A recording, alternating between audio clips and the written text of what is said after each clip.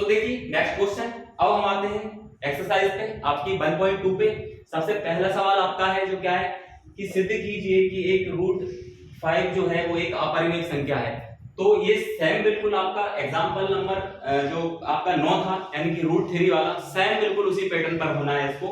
सिर्फ बस यही चेंज होगी कि संख्या यहाँ रूट 3 की जगह रूट 5 है, बाकी और कोई चेंजेस नहीं है। तो मैंने पहले भी बताया आपको कि इस जो एक्सरसाइज है आपकी 1.2 में, इसमें दो ही पैटर्न के सवाल हैं। एक पैटर्न ये है और एक पैटर्न इससे पहले हम जो कर चुके हैं वो है ना। तो वो थोड़ा शॉर्ट है और ये थोड़ा सा लॉन्ग हो जाता है, इसमें लिखना ज्यादा पड़ता है। तो देखिए हम चलते हैं और करते हैं इसको प्रूव कि ये एक अपरिमेय संख्या है।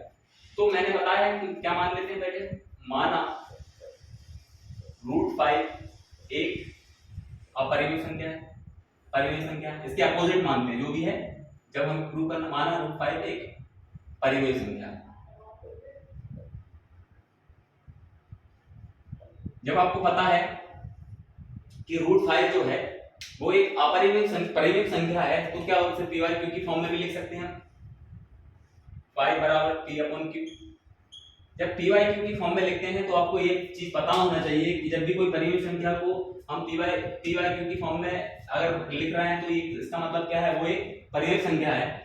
तो यहाँ पे जो पी है, पी और क्यू वो सहअभाज्य है।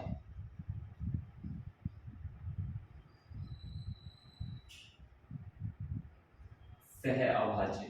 अब सहअभाज्य का मतलब मैं बता ही चुका हूं कि इनका जो, इसको इंग्लिश में लिखता हूं कोप्राइम। तो सहअभाज्य का मतलब ये है कि ये जो है आपका पी और क्यू, इनका कॉमन फैक्टर जो है वो सिर्फ एक के अलावा और कोई नहीं आ सकता। अगर और कोई आ जाता है तो ये हमारा ये गलत हो जाता है ये कथन, है ना। पी मतलब जो सहअभाज्य संख्या नहीं होगी, फिर वो क्या नहीं होगी, सहअभाज्य संख्या नहीं होगी। अब देखिए ना, तो हम क्या करें, दोनों साइड स्क्वायर कर देते हैं, both side of the square, है ना। यानी कि दोनों साइड क्या करें हम, वर्ग कर देते हैं, दोनों तरफ वर्ग करने का, ये भी आप लिख सकते हैं मान, ठीक है। तो वर्ग करते हैं तो रूट 5 का स्क्वायर बराबर P square upon Q square हो जाएगा।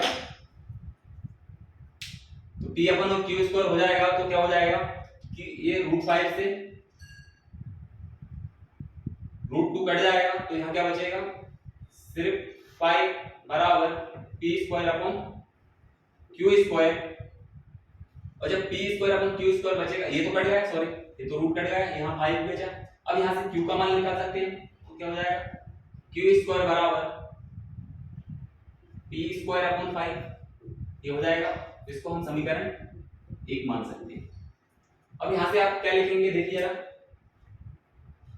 तो यहां से आप देख रहे होंगे Q जो है वो एक पूर्णांक है।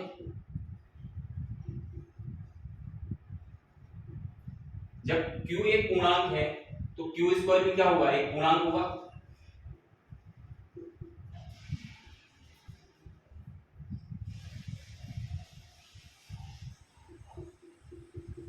और जब Q स्क्वायर एक पूर्णांक है तो P स्क्वायर अपॉन 5 भी एक पूर्णांक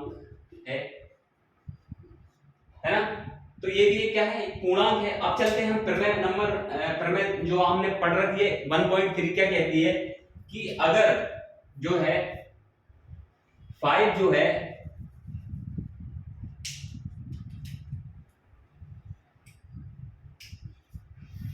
है अगर पी स्क्वायर को विभाजित करता है,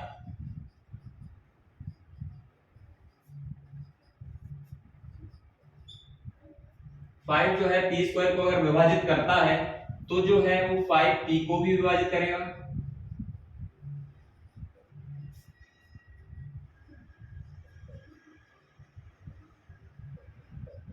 विभाजित करेगा, है ना। तो इतना तो आपको समझ में आ गया होगा ना। हमने ये क्या किया कि हमने रूट 5 को पी बाई क्यू की फॉर्म में लिख लिया, यानी कि एक परिमाप संख्या हो गई। यहाँ पे पी और क्यू क्या है, सहअभाज्य संख्या है, यानी कि कोप्राइम है। इनका एक से ज्यादा फैक्टर नहीं हो सकता ना। पी का और क्यू का अगर देखा जाए तो इसका कॉमन फैक्टर एक के अलावा और कोई नहीं हो सकता, है ना। अगर होगा तो वो सहअभाज्य संख्याएं नहीं होंगी। फिर हमने क्या किया, दोनों साइड स्क्वायर कर दिया, यानी कि both of side the square. Square से हमें 5 बराबर P square upon Q square, है ना। ये हमारे यहां से निकल के आ गया, ये 5 है। अब हमने क्या किया, यहाँ से q का मान निकालिए, q को इधर पहुंचा दिया और 5 को इस साइड पहुंचा दिया, तो ये हमारा समीकरण 1। यहाँ पे q का है, एक पूर्णांक है, और जब q पूर्णांक है तो q स्क्वायर भी क्या होगा, एक पूर्णांक होगा, और q स्क्वायर जब पूर्णांक होगा तो ये भी क्या होगी, ये भी संख्या क्या होगी, पूर्णांक होगी। प्रमेय से हमने देखा, हमने प्रमेय पढ़ रखी है 1.3 को, क्या कहती है कि कोई भी संख्या है उसका अगर स्क्वायर उस संख्या से डिवाइड हो रहा है तो वो क्या होगा, उसका बिना स्क्वायर के, मतलब उसका जो p मान 5 जो है वो अगर p स्क्वायर को विभाजित करता है तो 5 जो है वो p को भी विभाजित करेगा।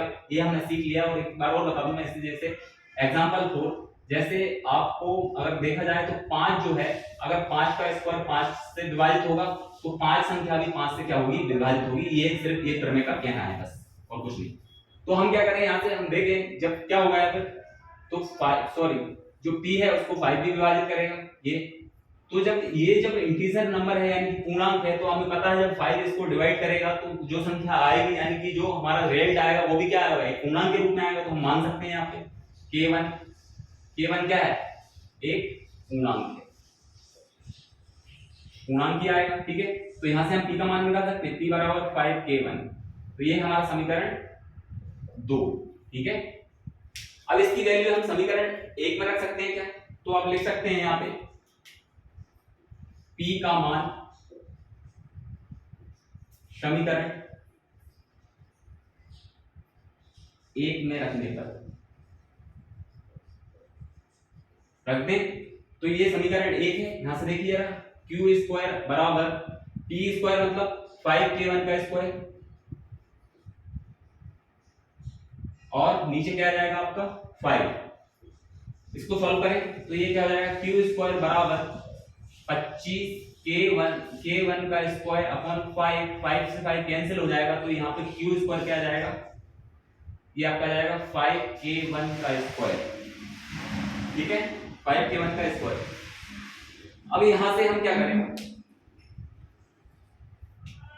यहाँ पे क्या है k1 जो है, अब यहाँ पे लिख सकते हैं हम और कि जो k1 यहाँ पे लिख दूं,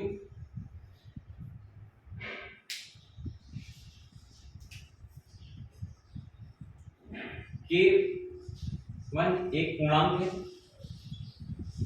जो कि हमने माना था। तो k1 एक पूर्णांक है तो k1 स्क्वायर भी क्या होगा, एक पूर्णांक होगा। और जब k1 स्क्वायर भी एक पूर्णांक है तो क्या हो जाएगा, ये जो हमारा q है, जो q है, q स्क्वायर भी तो एक पूर्णांक होगा।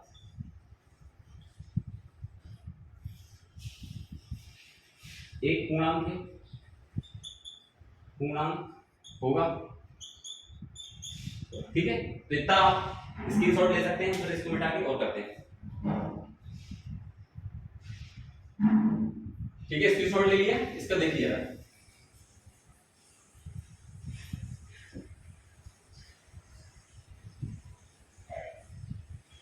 अब हमारी प्रमेय जो कहती है, यहां से हम k का मान भी निकाल सकते हैं। क्या हो जाएगा यहाँ पे, k को इधर रहने दो, मान k1 स्क्वायर बराबर हो जाएगा आपका q स्क्वायर अपॉन 5, है ना। तो ये समीकरण, इसको मत मान और आगे करेंगे, है ना। अब देखिए जरा प्रमेय के अनुसार क्या कहती है हमारी प्रमेय कि ये हमने लिख दिया है, k1 एक पूर्णांक है, ये सब लिख दिया है। तो अब देखिए अगर 5 जो है वो q स्क्वायर को विभाजित करती है, तो 5 जो है वो q स्क्वायर को विभाजित करता है, तो वह 5 जो है वो q को भी विभाजित करेगा,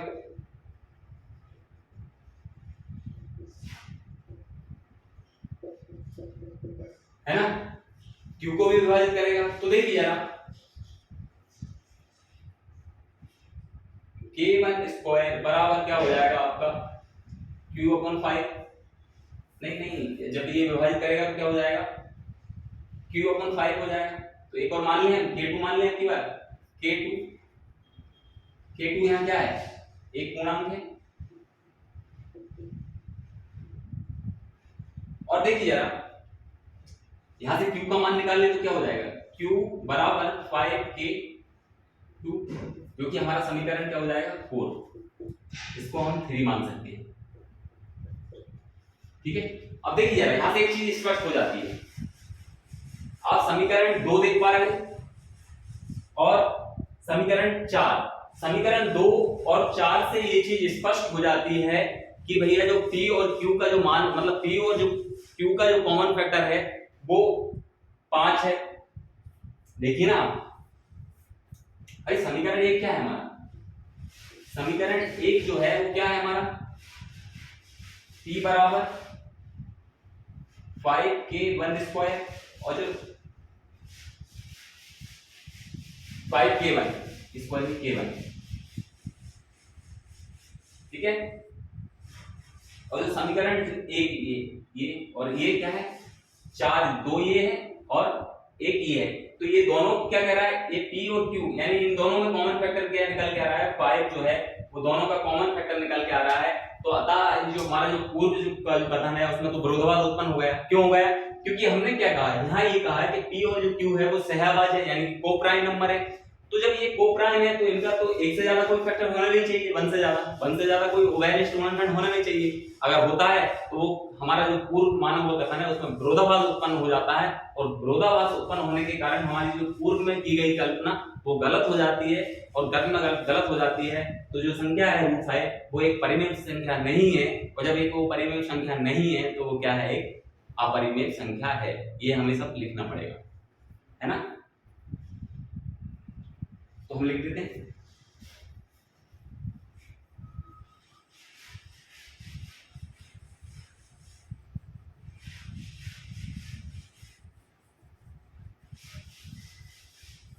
और जो लिखना है वो कठिन नहीं है, जो हम कर रहे हैं वही लिख रहे हैं, ऐसा नहीं क्या कुछ लिख रहे हैं। एक दो बार आप प्रैक्टिस करेंगे तो अपने आप समझ में आ जाएगा।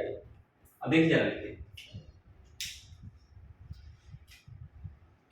अतः समीकरण 1/2 से स्पष्ट हो जाता है कि P व Q का एक उभयनिष्ठ गुणनखंड, उभयनिष्ठ गुणनखंड मतलब इंग्लिश मीडियम वाले ये क्या होता है, कॉमन फैक्टर, गुणनखंड 5 है,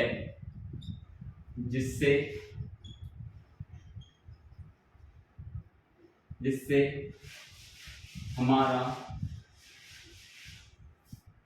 पूर्व कथन में विरोधाभास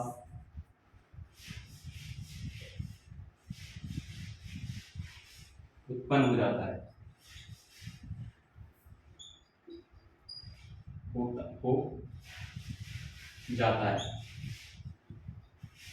विरोधाभास उत्पन्न क्यों हो रहा है, क्योंकि हमने क्या कहा था, ये P और Q एक प्राइम को प्राइम है यानी कि सहभाज्य है, और सहभाज्य है तो उनका एक के अलावा कोई कॉमन फैक्टर नहीं हो सकता। लेकिन यहाँ तो 5 आ गया तो क्या होगा, इसमें विरोधाभास उत्पन्न हो गया, और विरोधाभास उत्पन्न हुआ तो क्या होगा, हमारी जो पूर्व की कल्पना की गई थी, हमारी पूर्व कल्पना या अवधारणा, बात एक ही है, कल्पना या अवधारणा लिख सकते हो आप इसको, अवधारणा गलत है, और पूर्व की जो की गई हमारी अवधारणा या कल्पना गलत है, तो क्या हो जाता है, अतः √5 एक परिमेय संख्या नहीं है। मुझे परिमेय संख्या √5 एक परिमेय संख्या नहीं है, क्या हुआ, √5 एक अपरिमेय संख्या है।